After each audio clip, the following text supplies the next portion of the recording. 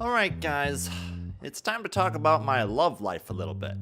You know how some things you remember clearly, even years later, and other things are just kind of like, what? What was I thinking? This is that kind of memory. We'll go over it together, and maybe you guys can help me understand what was going on in my little 8-year-old head. It had to do with this girl. Definitely not girlfriend, but we'll call her Daisy because it's nicer than calling her a crazy of a ridiculous loser. Now, Daisy was my younger sister's best friend, and this all went down at our annual community barn dance. I know, awesome neighborhood, right? It was a boot stomping good old time, fiddle music, square dancing, you get the idea. Yeah, that was my version of prom, only I didn't have a girl.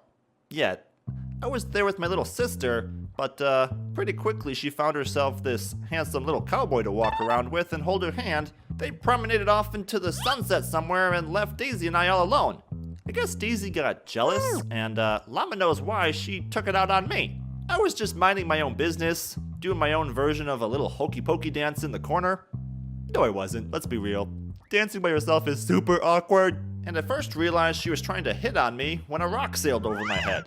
Suddenly, I had to play hard to get, or get gotten, hit, killed, or whatever. You get the idea. So what did I do?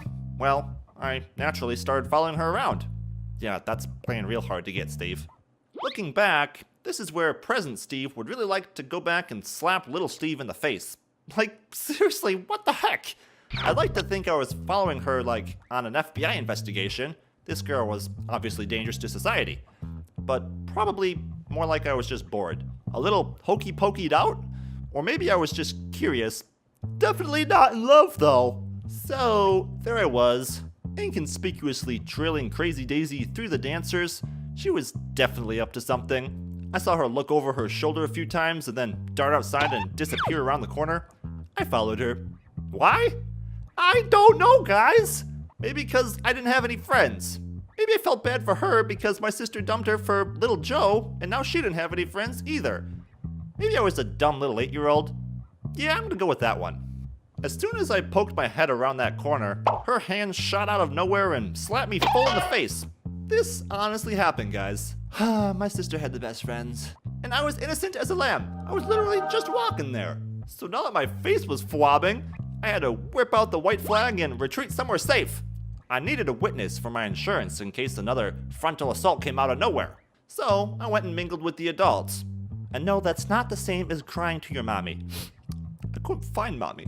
But it took all of about 2 seconds for Crazy Daisy to track me down. I didn't think I had to worry about her with all the adults around, but now I knew that boys weren't supposed to fight girls and whatever, but this one was tackling me down a hill like that angry squirrel thing from Ice Age. She really had something against my hair too. Kept pulling chunks out. Maybe she wanted some for her hope chest. Keep hoping.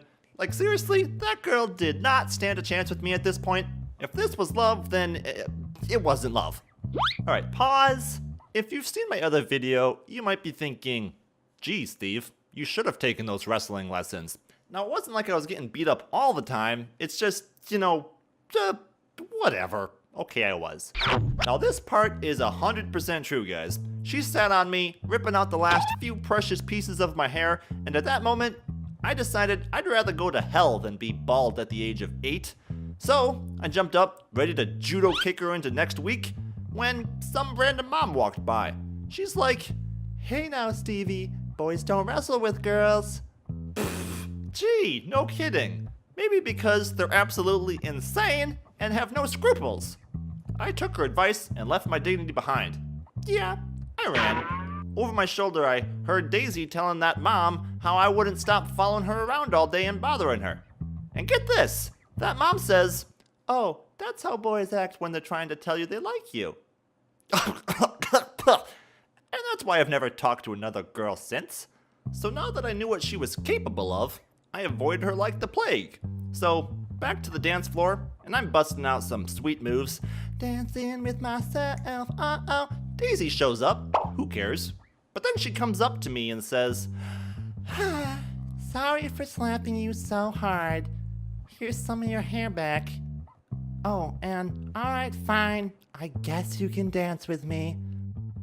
Did I accept her apology and dance with her?